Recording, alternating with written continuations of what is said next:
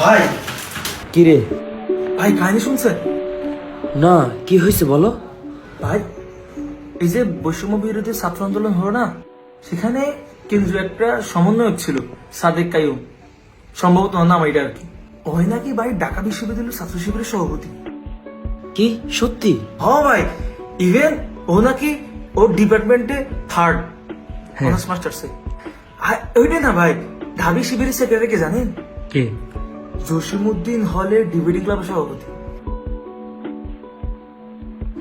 এরা কয় নাকি শিবির সকল নাকি মেধাবী টপার।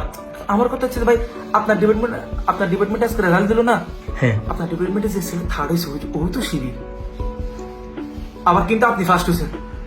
তাইলে ভাই খেয়াল করেন, আপনি ফার্স্ট, আপনি তো শিবির করেন না, ওই থার্ড ও শিবির, তাহলে সব শিবির কেমনে মেধাবী হবে এখন তো? এই নাও, আমিও শিবির করি। হ্যাঁ ভাই, আমি তো বুঝছি আপনিও শিবির করেন। হ্যাঁ, আপনিও?